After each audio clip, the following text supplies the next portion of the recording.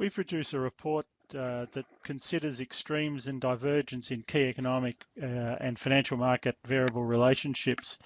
And in this video, we're just going to highlight a few of those that are leaping out at us at this point in time. And one, I'll just start with the first one.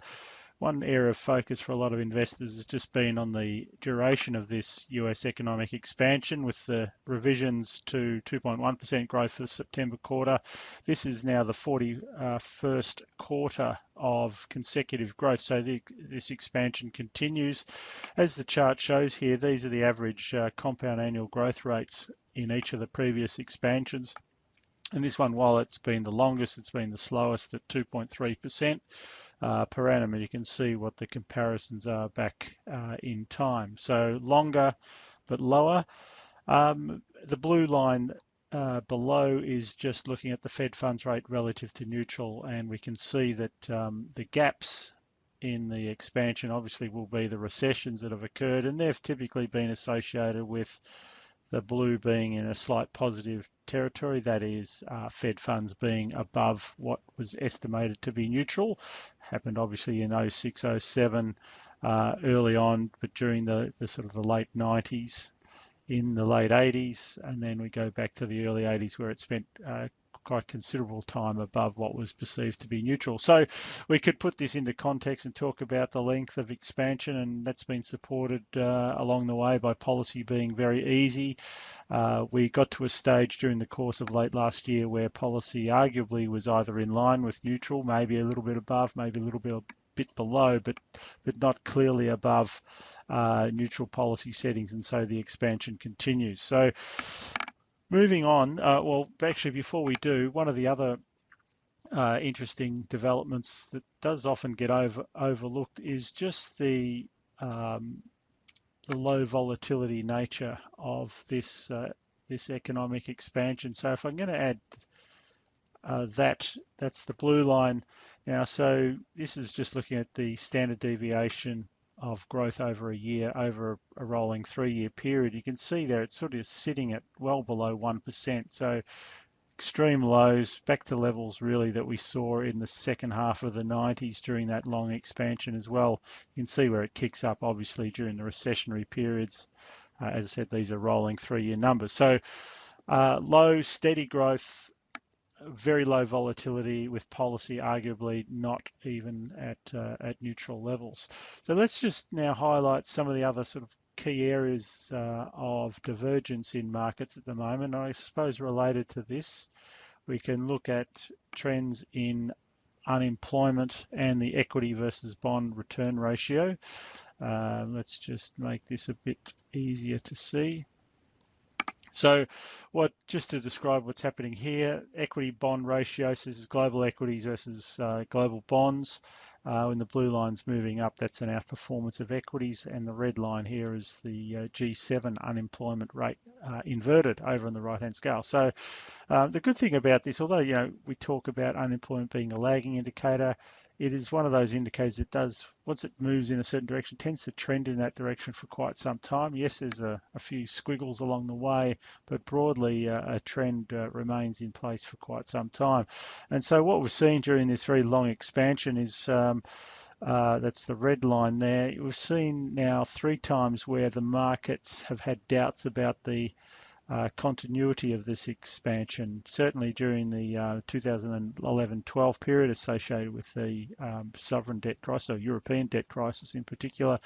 And then, of course, in 2015-16 with the Chinese slowdown, downturn in global investment, and then over the course of the past 12 to 18 months, bonds broadly have outperformed equities amidst the slowdown in growth, partly associated with the trade wars. So that's a key divergence that has opened up. It's one that we do get divergence. We've seen a number of these periods historically.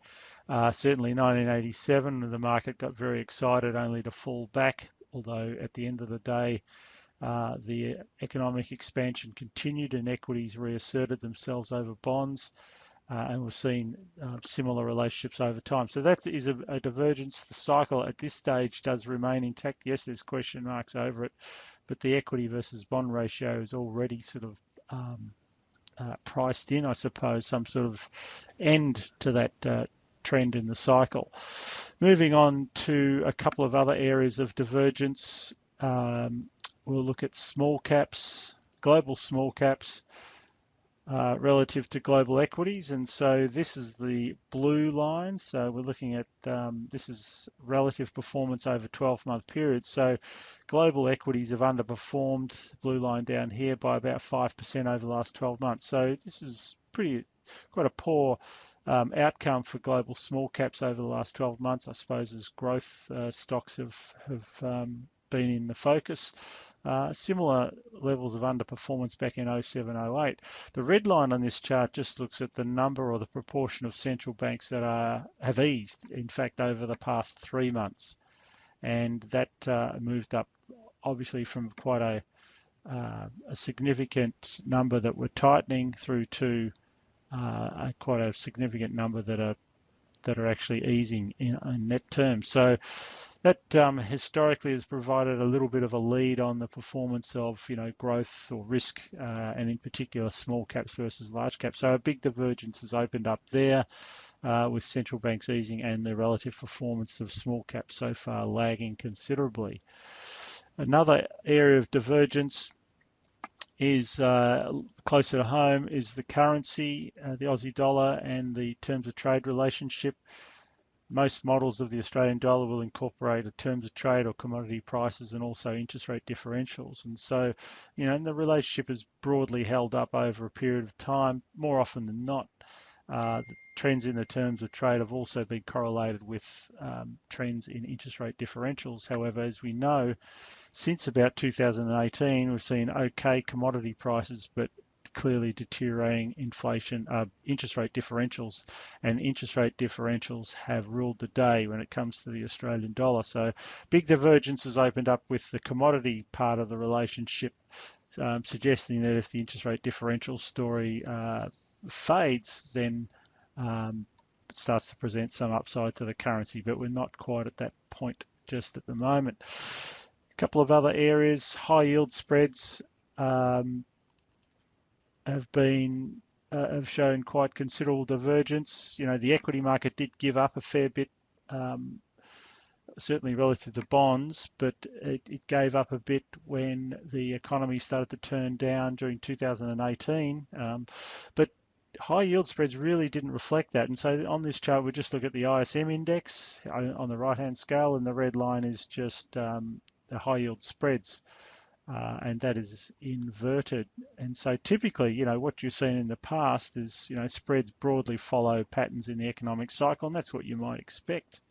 If measures like the ISM might give you some clues as to probability of recession or likelihood of an increase in default rates. And so the fact that high yield spreads haven't moved much at all, stayed low despite the downturn, and despite the sharp rise in recession probabilities on the back of the flatter yield curve, sort of makes one wonder, what has happened in the high yield market. And clearly the high yield market has been more focused on just grabbing yield as opposed to pricing in any likelihood of recession. So the implied pricing of recession in high yield markets has stayed very low relative to sort of yield curve type models, and that's what I was showing here.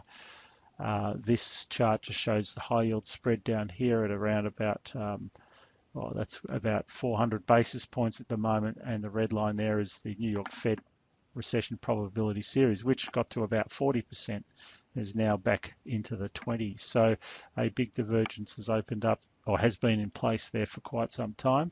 I'm just going to finish off with a couple of comments on emerging markets. And we can see just on a couple of items here, the red line in this chart looks at relative performance of emerging markets. So a declining red line on the right-hand side of the scale is an underperformance.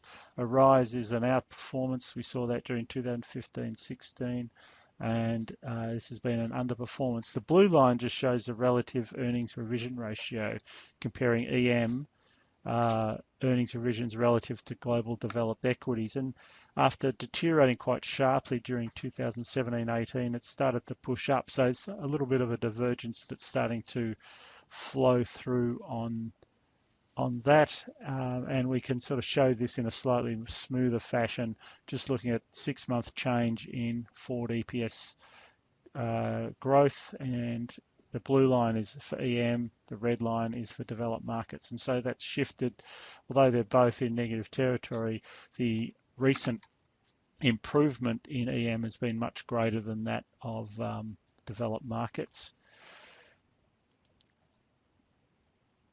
Finally, just a quick comment on the yield curve and growth versus value. I could have put banks relative to global developed equities up here. We show a very similar picture, in fact a much tighter picture.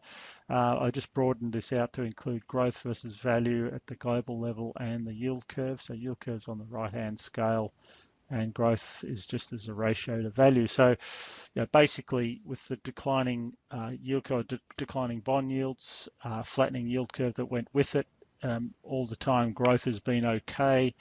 That has tended to favour growth over value, and what we've seen really just in the past couple of months is a slight re-steepening in the yield curve from very flat or indeed inverse levels, and that has led to some modest outperformance by value.